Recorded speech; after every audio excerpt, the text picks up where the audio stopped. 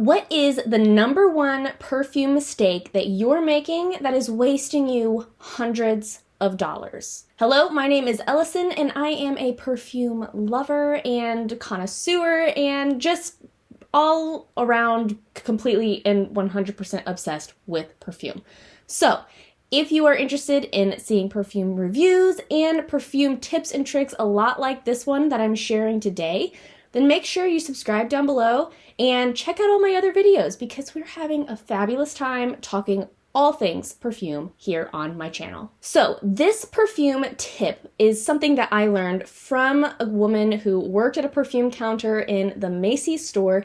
And, we were just talking about perfume and she said, do not do this because you are just basically wasting perfume and it's causing you to have to reapply. It's causing you to have to use twice as much perfume than you typically would if you did not do this thing.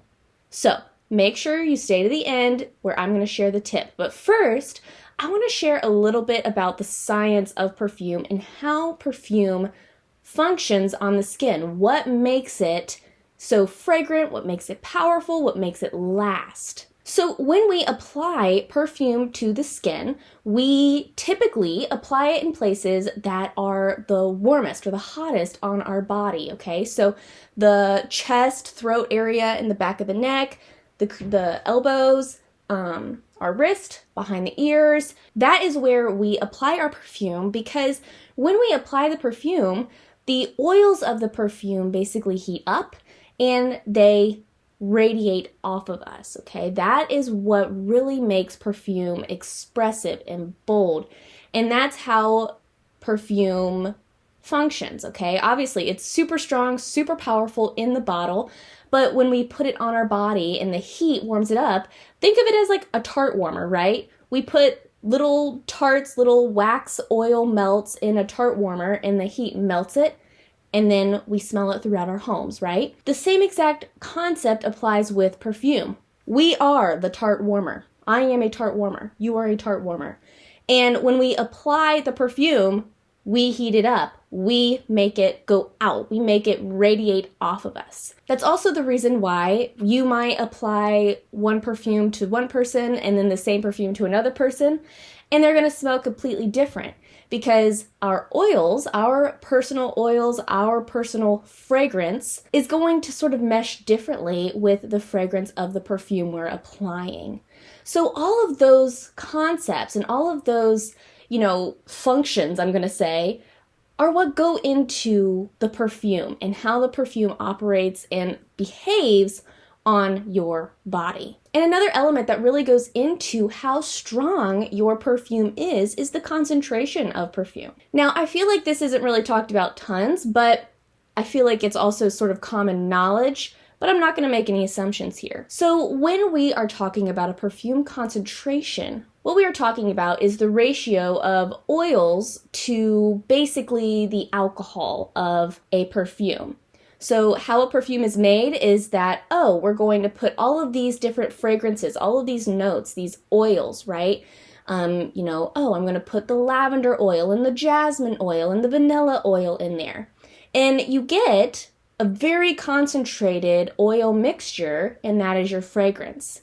And then what perfumers do is they add alcohol to that oil. So if you are adding more alcohol, if you have a lot of alcohol in this concentrate that you've made, you basically have created a body spray or an eau de toilette or something like that. But if you add less alcohol and there's more oil concentrate, okay, the ratio of oil to alcohol is basically we have a lot of oils in there, you're going to have a parfum, an eau de parfum, instead of a body spray or an eau de toilette. And that is why parfums are oftentimes so much more expensive than, say, a body spray. Because there's a lot more oils, and oils are far more expensive than an alcohol base. So there is technically a good reason for why a parfum is so much more expensive than your body sprays and,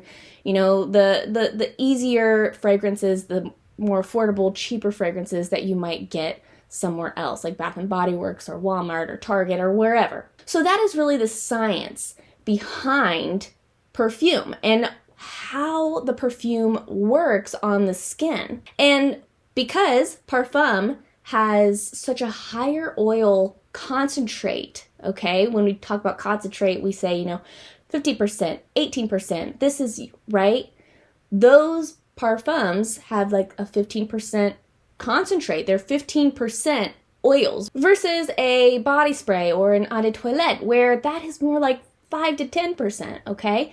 So that is sort of the difference. And when you apply that parfum or eau de parfum to your body, those oils are going to interact with your oils and your heat, your body heat, much more powerfully. So you might be sitting here thinking, that's all fine and dandy, Ellison, but what am I doing wrong? Like, it can't be because I'm purchasing the wrong parfum. It can't be because right? That can't be the answer. What am I doing wrong? What am I doing that is wasting me hundreds of dollars? Now, I am going to hurt so many feelings, okay? So many feelings. The feelings of grandma, the feelings of mom, the feelings of everybody who ever taught you how to apply perfume, because they taught us this. They told us that, okay, when you're applying perfume, this is what you do. We watched them, that this is what they do when they're applying their perfume, because they were technically not wanting to waste perfume, okay? They wanted to make their perfume last, but in doing so, they actually were wasting perfume. This mistake, the number one perfume mistake that you are making, is rubbing. Rubbing your perfume, okay? So you spritz your perfume on and you do this. That's what you're doing wrong, okay? And I will tell you why. So we just talked about how the oils and the concentrate of those oils, that they are what make the perfume last so long, and the interaction with your body heat, and when they're sitting there and they just radiate and they're powerful and they're strong, that is what makes your perfume last. What rubbing does is it actually breaks the oils down, okay? So you do this, and what ends up happening is all of the strength, all of the power, all of the wear time is broken down. So when you have a perfume that might be able to last for 5 to 6 hours, when you rub it, you are basically breaking that wear time down to like 3 or 4 hours, maybe, if you're lucky. But when you just apply it and let it dry down, okay, when you let it dry down instead of rubbing your wrists, whatever it is, whatever you are rubbing, if you just let it dry down instead of rubbing, what ends up happening is you have a more expressive perfume and you get a lot more wear time. You're going to be able to smell your perfume throughout the day. Just the other day, me and somebody that I work with, she was like, your perfume always just smells so good and I can smell it all day. And I told her, I said, I don't rub. I do not rub. So the science behind it is that when you rub, you're breaking those oils down prematurely. And what does that make you do? Well, you reapply. Okay, you end up reapplying perfume because, I can't smell it anymore. It's not powerful anymore, so I need to reapply it. When you let your perfume dry down, then you might want to reapply, like with one spritz, but you're not going to have to do a 100% reapplication. Now, what I would see like my mom do or my grandma do is that they would spray it on one wrist and rub that together. So you're technically using less perfume, but you're breaking it down and then you're going to want to reapply later. My number one tip and the number one mistake that you need to stop making is do not rub. Do not rub your perfume because you are wasting money, okay? And obviously, with the more affordable perfumes, you might not be that worried about it. But when you start purchasing, $150 perfumes or $200 or even $400 perfumes, you're going to start caring about that because you want that perfume to last as long as possible. Because you can make a perfume last for years, right? You can make a perfume last a really long time. But when you are rubbing and then having to reapply, you're basically using twice as much perfume as you need. So if you stop rubbing, then you're gonna have your perfume for twice as long. Sounds great. That is all I have for you today. I hope this was helpful, and I hope you will stop rubbing your wrists together, please. Please. Do not waste perfume any longer.